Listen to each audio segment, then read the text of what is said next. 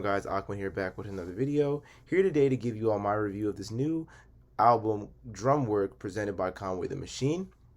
This is essentially a label album similar to Slime Language or Revenge of the Dreamers, where a bunch of his label mates as well as him just go in and provide incredible verses, incredible choruses, and song ideas while showing the versatility of their label. The way I'm going to do this is I'm just going to talk about all 13 songs, rank them 1 out of 10, and give a little bit of commentary about them all.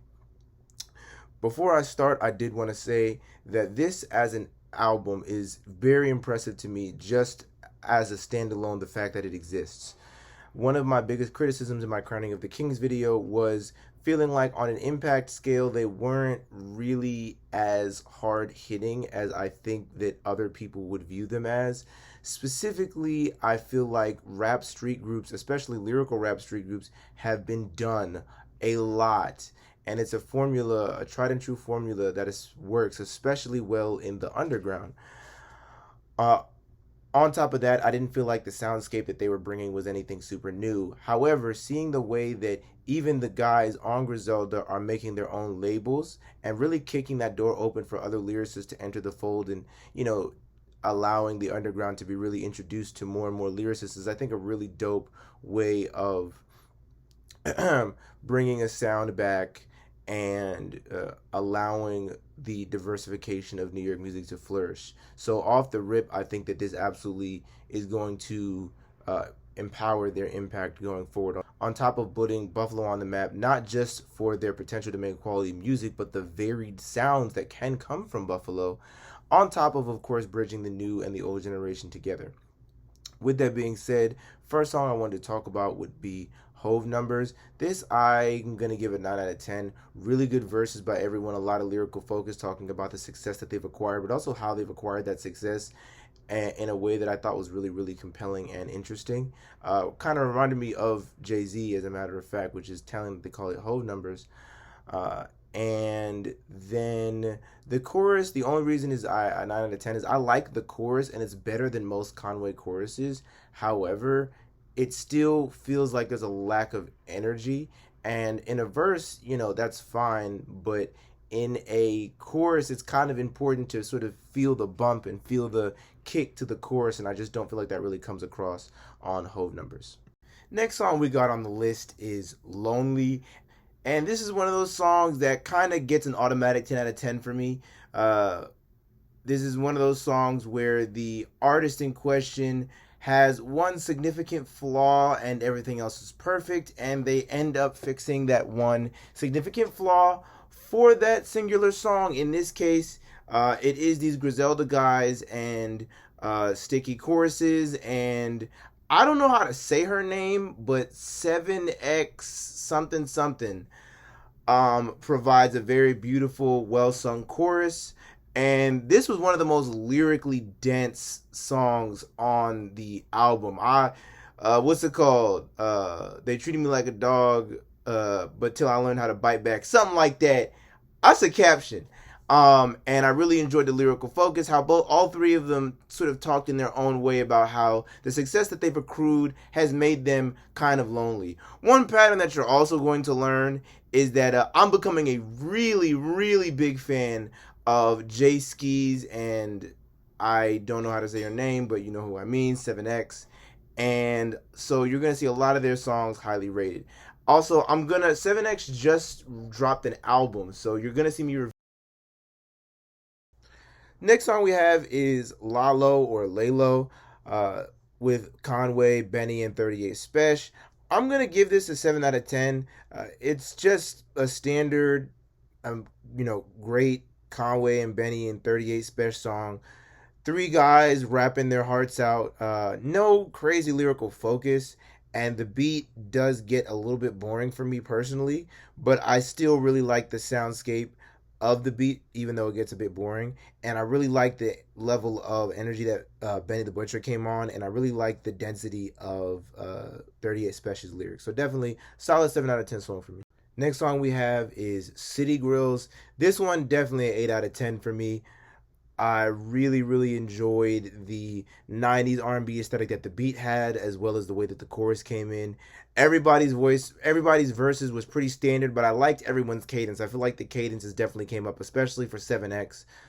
Really enjoyed what everybody had to offer on this song, and the sort of, again, like this sort of 90s R&B aesthetic that they had throughout the song was really interesting and almost felt a little new for what I'm used to from them. Next song we have is Rory Joint, and this is the first 10 out of 10 for me.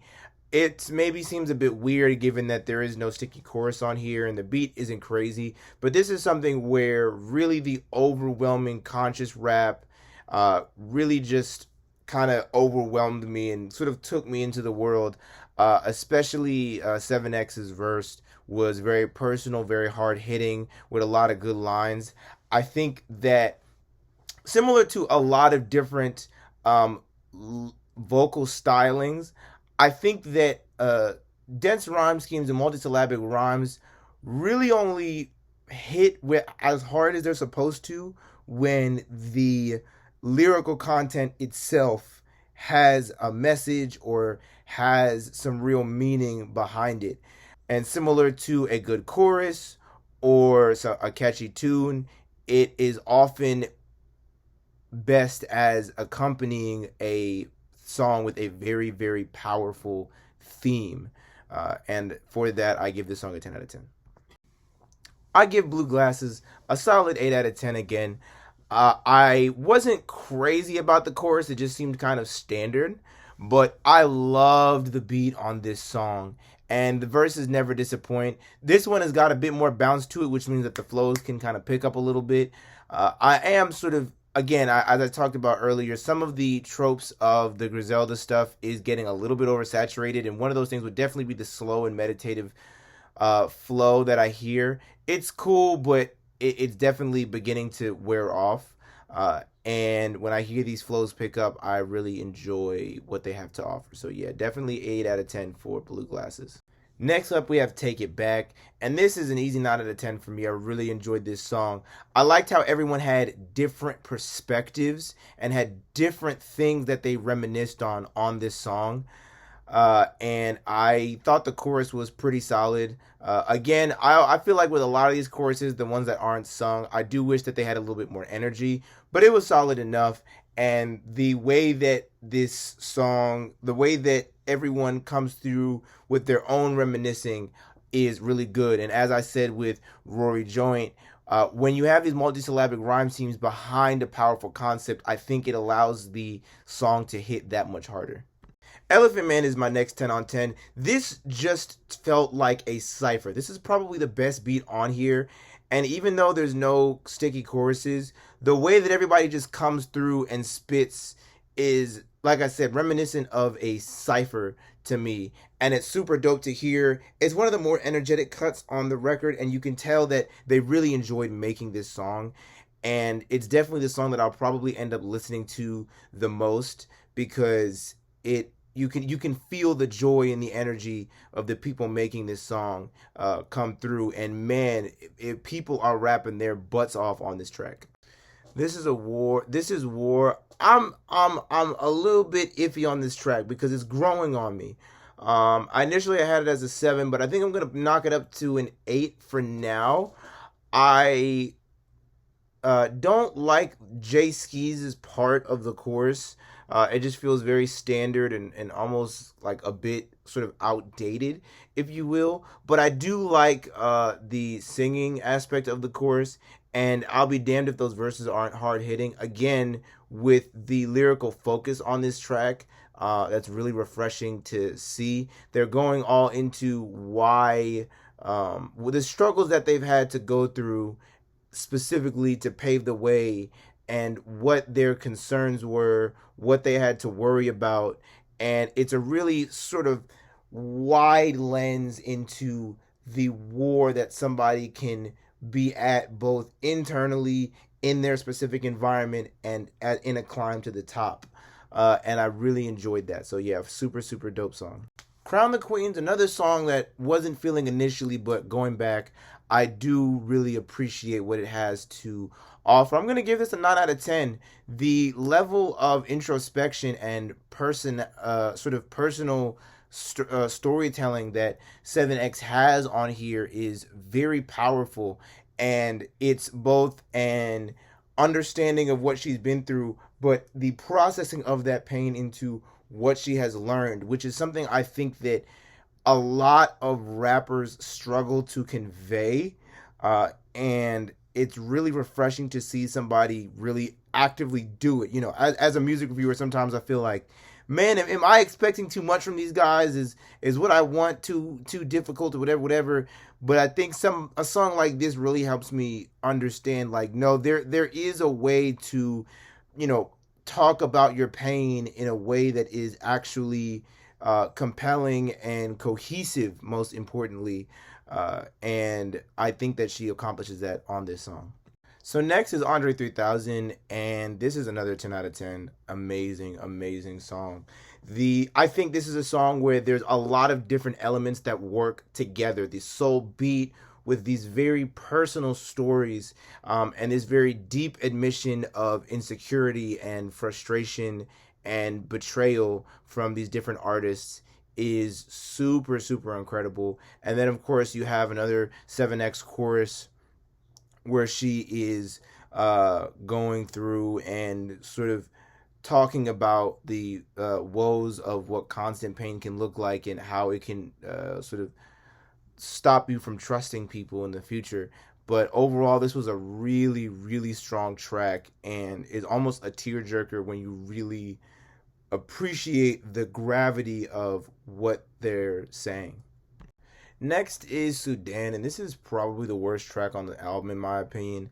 The beat was boring and repetitive, and the bars, while there, didn't really lead into much for me. And especially at this point in the album, a lot of the themes that they covered on Sudan, I felt like had already been covered in a way that was more compelling earlier in the record. And so, yeah, Sudan was a miss. Not a. Sudan was just. I'd say it was a miss in the sense that, like, it just felt far below the quality of the rest of the record. Far Away is another 10 out of 10, and this is kind of a profound ending to sort of end on, because beyond just the tragic nature of all of their stories and the pain they talk about when it comes to losing a loved one, there's also this lostness that they all seem to have. This, like, I don't know where I'm gonna go from here. I don't know how I maintain composure and maintain my humanity through this pain. And that's real, and it's an interesting thing that not a lot of people really interrogate, or at least interrogate well. And it really makes for some very relatable and thought-provoking music, honestly. I really enjoyed the chorus on here, and I liked how everyone's voices, as well as their stories, were very different. Again, this, like, what I like about this album in general is that it feels like there's a lot of contrasting perspectives and a lot of contrasting experiences on this album, which I really liked. Sometimes with these label albums, you can feel like, oh, everyone's sounding the same, or everyone is, talking about the same thing. But with this, even though they're all lyrical rappers, and I'm still, you still sort of put them all in the loop of Drumwork / Griselda, they seem to all have very different perspectives on the world and grievances that they struggle with and things of that nature. I also really liked Goose and 7X on this album in general for the diversity that they seem to provide to the label of Drumwork. And I think that it's really good that they have these just for the sake, these people just at the very least for the sake of bringing celebrating different kinds of music within this Drumwork / Griselda camp. I swear, bruh, you know, like the more I like react to more of like this Griselda stuff, this is feeling like a whole cinematic universe. I'm gonna keep it a bean with you, bro. I'm gonna do a video one day about like whether or not G Unit is better than Griselda, and we're gonna have like an actual debate. But like trying to define what Griselda is at this point is like trying to define what Wu Tang Clan is. It's insane. But anyway, I hope you all really enjoyed this video. I really like this album overall, as you could tell with most of the high ratings. I felt like everyone really came through and delivered some fire verses, and I felt like everyone was both pushed out of their comfort zone, but also had songs where they could stay in their comfort zone, and that was really dope. The thing I will also say is that I think it's super awesome the way that Conway is pushing his lyricists that he knows to the front and using the sort of decent amount of popularity that he has, at least amongst the underground, to get his people to eat as well. And like, I think it's, you know, it's interesting because like, you know, when we talk about Nicki Minaj being the one female rapper, you know, the when it came to like her not pushing anybody, that was kind of the reason why we saw only her being dominant for so long, or one of the reasons in my opinion, is because she didn't always push people in the same way. However, I think with this, it's like when these guys really break into, I think they can reach the Denzel Curry level of mainstream relevance. It's gonna be a lot of them, and that's gonna be it's gonna be its own little subgenre, its own little movement, rather than just a singular artist. And I think that Conway setting the seeds for that impact is really, really cool. Not all dissimilar to the way that Joey sort of set that impact with his Crew Pro era. With that being said, thank you all so much for watching. And with that being said, peace, y'all.